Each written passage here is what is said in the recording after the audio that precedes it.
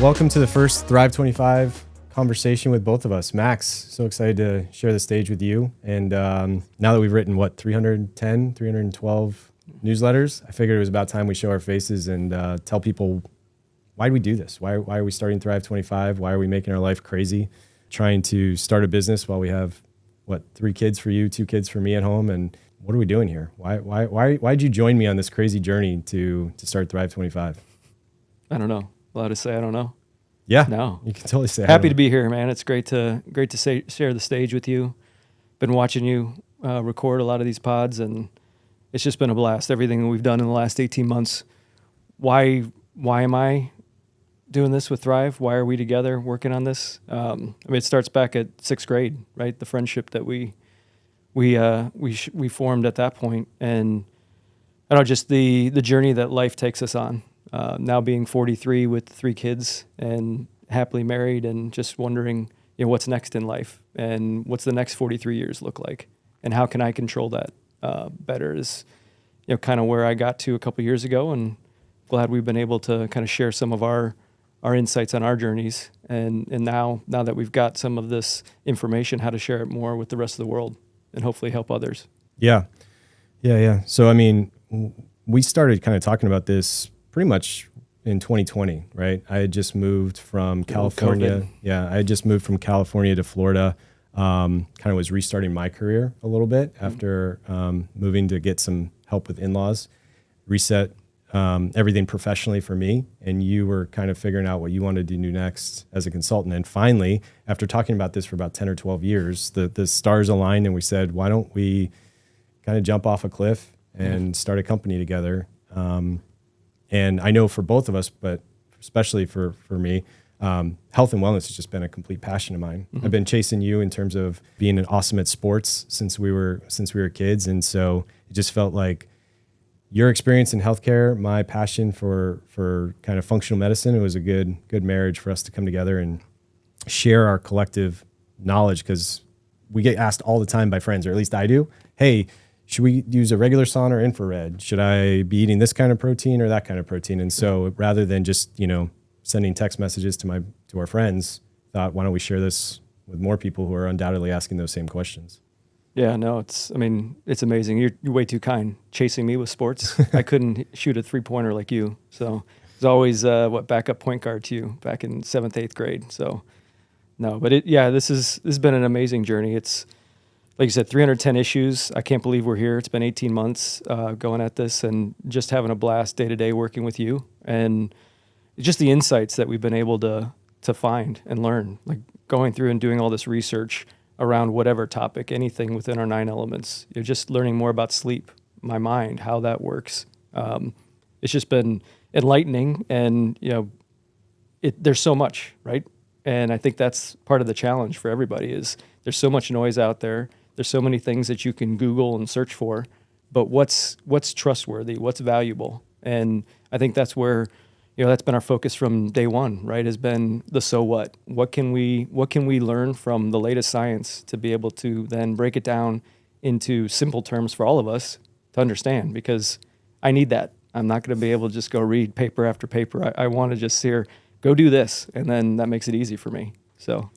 Yeah, that was, I noticed it. So the same time, right, moving to Florida, just had my second kid and had hit 40, and I really started slowing down, literally. Okay. And, I just felt that age starting to catch up, and I wasn't really ready for that. Sure. And you're seeing so many examples of whether it's professional athletes, people like, the Roger Federers of the world and LeBron James of the world kind of defy what age used to mean. Yeah. And you're seeing that not just amongst celebrities, but everyday folks that are saying, we don't have to slow down at 40. And what I've learned as I was doing the research is, we control 80 to 90% of how we age, of our health. I actually realized that way back when we were growing up together. I had mono in middle school. And prior to that, I had been sick pretty often, just I guess as often as any normal kid. And I changed my diet way back in like 7th or 8th grade. And I think I went from the time I was 14 up until recently of really never missing a day of school or work due to being sick, because I started to focus on all the things we talk about. And it's not just what you eat, although that's a big part of it. When you mention our 9 elements, it is around your mindset, your positive thinking, getting enough sleep, having connection, having fun, right? I love the stats, right? Like our kids laugh 300 times a day, and as adults, we typically do 4 or 5. And, we kind of lose a lot of that. So we wanted to look much more holistically, like 360 degrees around all the things we can be doing so that we're not slowing down. If there's anything I know in life, I don't want my health to get in the way, right? Yeah. Like I want Jameson's what, 4 now, yeah. And Drew for me is 3. We're in our early 40s. That means we're gonna have to be 60 to still be taking out these kids on the golf course, on the basketball court, on the tennis court. So we really have to redefine what it means to be healthy. And everything we've learned is like, that means starting now, right? Like that, otherwise it's going to degrade over time. And so how can we prioritize our health as kind of the most important currency we have so that we are setting ourselves up to be healthy then? I mean, we're not the only parents that are older, right? Like we started families a little bit later. So I think it's that's the trend now. Yeah. It's kind of the norm. Yeah. So that for me is my why is, I don't want to slow down anytime soon. Kind of the impetus of Thrive25. How do we thrive for the next 25 years of our life? And that can be at any age, right? Like us at 40, it can be even our parents. Your dad has such a phenomenal goal of shooting his age in golf. He already is shooting his age. He's going to turn, 2014 or 2024? He's going to turn 20 or 72 this year. So he's already shot 69 a few times.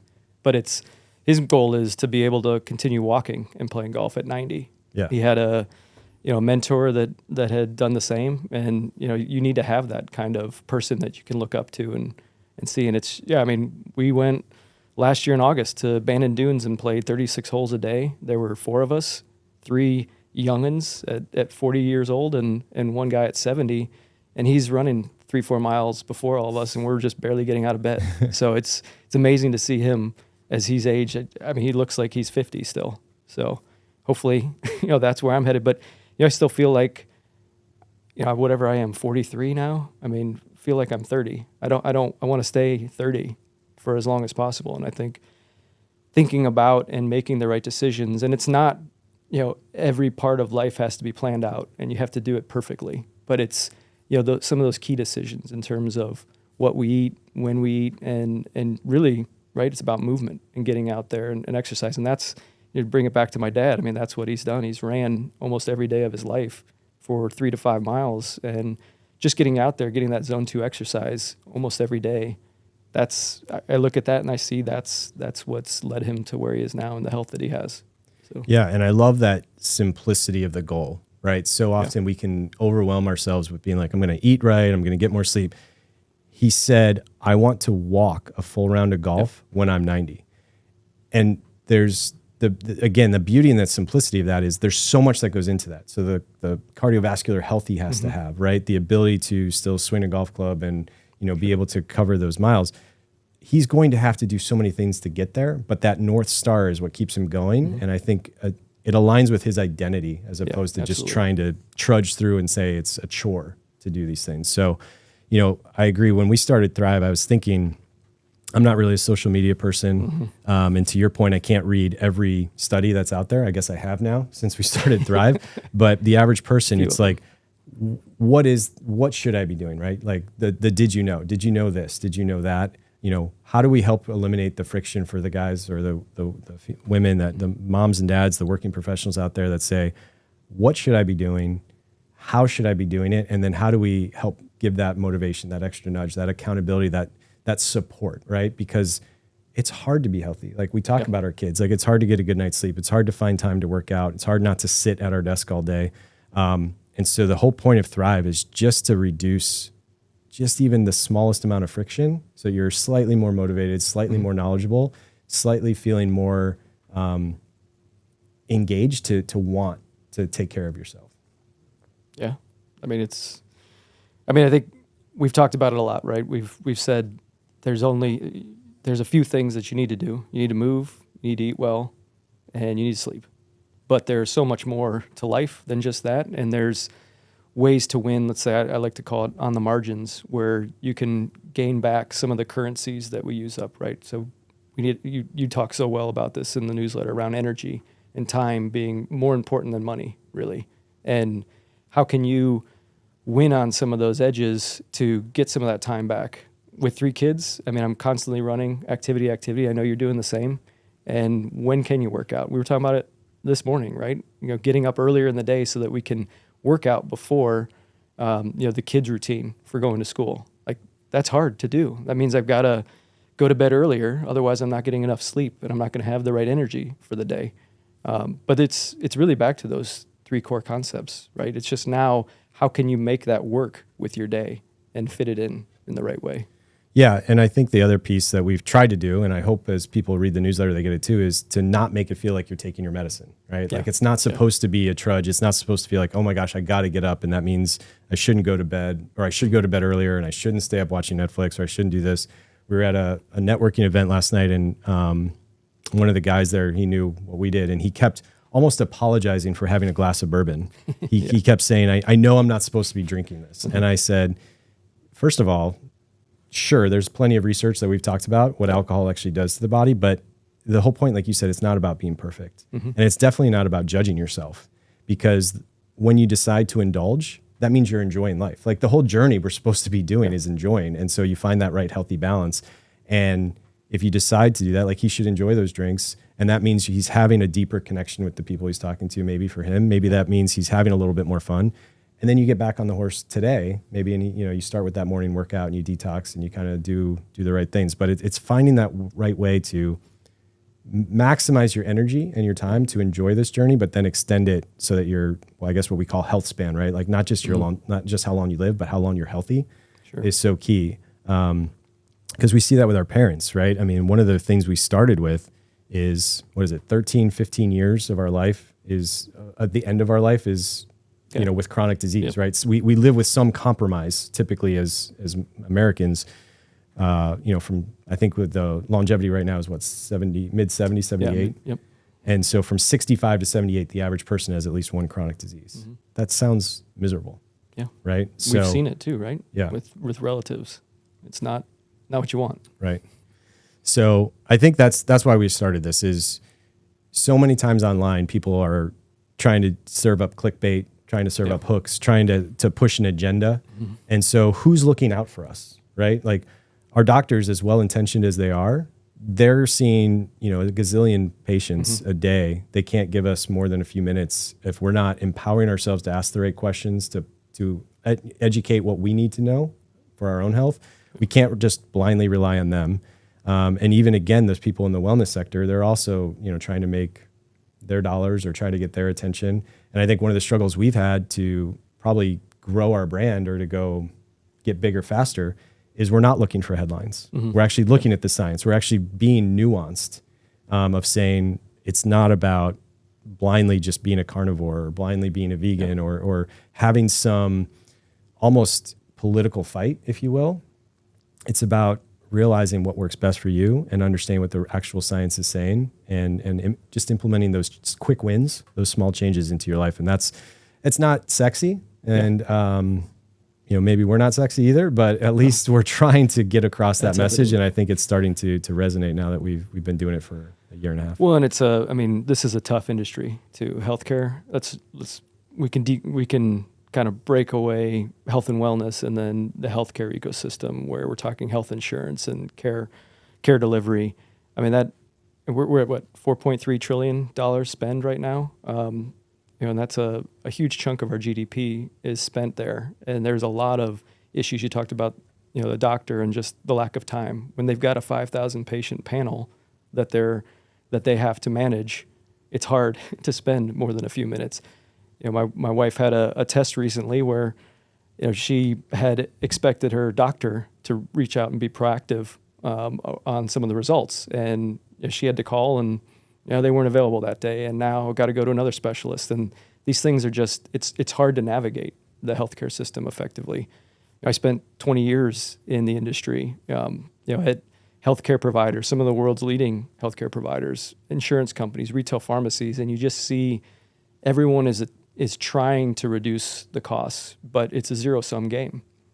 Some organization looking to implement something is going to impact another, and therefore the incentives in a capitalist society is not going to be to reduce those costs. So as we, it's horrible to say, right? And you can talk about Ozempic here in a second, but diabetes, it's actually good business for healthcare.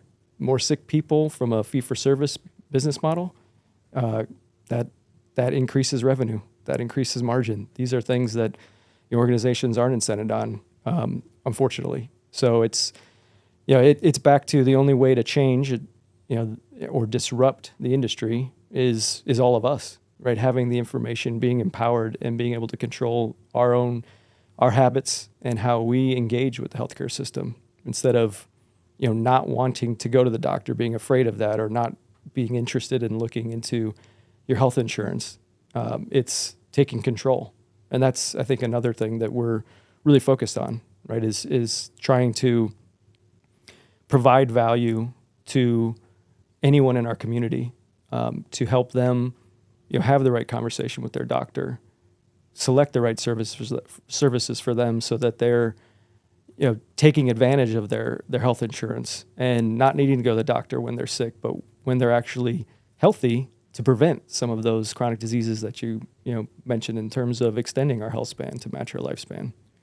Yeah, and I think that's so key. You mentioned the size of the industry. I mean, how many large companies have tried to quote unquote disrupt it and change it? And I think it's going to happen from the outside in. It's going to happen when the consumers make that demand of that, and that's what I think, that empowerment is so huge, right? Like you said, I typically would not have gone to the doctor. I don't want to go get a physical. I feel like I'm fine, but then I put my research hat on, my consultant hat on, and I think, isn't it crazy? I don't know how my body works to some extent, right? Isn't it crazy? I get these lab results and I can't make heads or tails of that. And, it's kind of, I think we use the analogy of finances, right? So we're not going to know all the intricacies of trading and maybe follow every stock, but I do kind of want to know, even if I have a financial advisor or I do it myself or in an index fund, I should have some semblance of where my money is. Otherwise, that's a pretty risky proposition, because that's our retirement, right? That's our livelihood. Yeah. And I think that same thing results in our health. You don't have to be the expert. You can rely on other people. Hopefully you turn to resources you trust, like a Thrive25, and your doctor and others and other people in your life. But at the end of the day, the only person on this planet that cares about your health to the extent they should is you. Yep. And so I think that empowerment is so key. And I can't tell you, you mentioned your wife, and I've had some family members too that have recently come back with screening, cancer screenings or other tests. Yeah. And when you don't have any information and you hear the words you have cancer, or you get a result, like, you're quickly overwhelmed with emotion and you don't know how to make heads or tails. And then you blindly do have to rely on that expert. But if instead you have some information and say, okay, so I'm going to get, a colonoscopy, or I'm going to get a prostate screening, or breast cancer screening, and you say ahead of time, okay, here's what's going to happen. They're going to take a biopsy of multiple sites of my cells. Here's the score, like in the case of prostate exams, like Gleason scores. Now I know what those numbers will mean, and I can already see what potentially some of the things that they will suggest for me will be. And now when I get that information, now I'm having an educated, rational conversation, as opposed to a fear-based conversation. And I can't, that's what we want to do, right? Like, we want to democratize this expertise so that everyone not only can survive, but thrive and feel like they're empowered to make the best decisions for them. And so it started with a newsletter. We're now doing some of these podcasts and videos to get the word out a little bit more. But what's really exciting is we're building a product here that, for a very low cost, is going to open up the doors that everyone can navigate their health in a way that they feel like they're driving instead of being a passenger on that journey, because we don't want people to, one, be so exhausted and tired that they can't be a good, executive or parent today in their 30s and 40s. And we sure as hell don't want them to be struggling, in their 50s, 60s, and 70s. So we want people to be able to thrive, and that's why we're here. And that's honestly maybe why we're creating stress of our own right now, doing a startup with little kids, which I do not advise. Please do not start up a brand new company with no outside capital and no team when you have 2 founders with 5 kids under the age of 10. Not a good idea, but we're doing that anyway. It's just we're building thicker skin. We're That's just getting right. stronger. That's right. What doesn't kill you What do they makes you say? stronger, Hormesis? right? Yeah. It's like exercise, right? You have to like break it down to build it back up. Yeah. I think that's what we're doing. We're going to be better for it on the other end, right? We're going to, in a couple years, this is going to feel amazing. Yeah. So, Well, and I think we've shown that, right? Like, I mean, a lot of content companies come and go. yeah. But I mean, doing 310 issues, which I can tell you point blank, the 2 of us have collectively written. We have not outsourced this writing at all. That's how much we're committed to this. This is how long we've been doing this and how much we want to provide not only more information, but the right information and the right doses of that information. So we're going to keep doing that.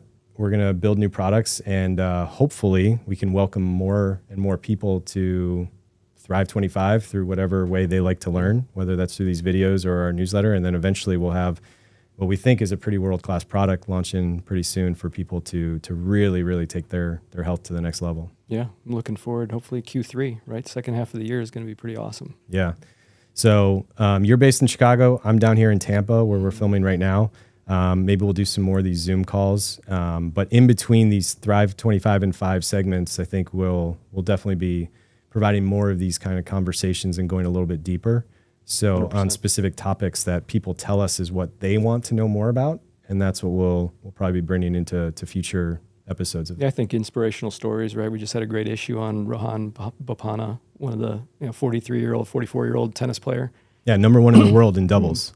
Like people kind of look at that title and be like, huh, what is that? But just the journey that he's been on is so inspirational. So I think we'll touch on some inspirational stories, probably some kind of ask me anything from our community, our growing community, and probably hit on some things that are current events in the health and longevity space too. Yeah. So I think they'll be great to sprinkle in, around some of these quick win pods, because I think really what we're focused on is value, right, to our community. So these quick wins are really about what you can take action on now, so you can learn about them, decide whether it makes sense or not for your life.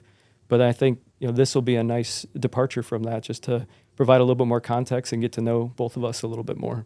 Yeah, and I love that inspiration, because I think it's those kinds of stories that get us to all realize what we're capable of, and we have our own limiting beliefs. We put our own guardrails around what we think we're capable of. I mean, Rohan's story, reading that was incredible. Here's a guy who's over 40, says he has no cartilage left in his knees, thinks he's going to retire, finds yoga, completely transforms his body, but then after that goes 4 months without winning a match. Again, think about that. You just went through this whole physical transformation partner too, right? Right. So he goes through this whole transformation physically, thinks he's ready to take on the world, doesn't win a match for that. I mean, how many people would have quit when they hit 40? How many people would have quit when they realized their knees were giving way? How many people would have quit when they thought, oh, I just made this change and nothing worked? But then he's steadfast, sees it through, keeps pushing and has that resilience, gets another doubles partner, goes on to win multiple tournaments, make the finals of the US Open, and then win the Australian Open, is getting ready to play in Paris at the age of 44. It's so easy to read the headline, but it's looking under the covers to see what he did to get there. And the fact that, I don't want to say he's not unique or special, because there is something obviously inside of him to have that drive, but that exists in all of us. And I think the more we can inspire people to kind of get there, and we help people raise themselves up rather than feel like you have to do something to be healthy, but rather it's part of that identity of who you are. I think that's what made it stick with me and with you, and hopefully what we can provide to everyone else. Yeah, just an amazing story. So awesome. Well, thanks everyone for joining this first, I don't know what we're going to call this, Thrive25 in 25, maybe. I don't know how long we talked here, but more to come, and can't wait to see you all again soon.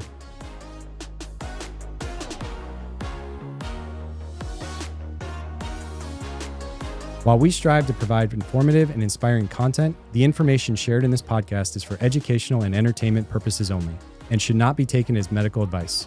Always consult with your healthcare provider for any personal health concerns or before starting a new health regimen.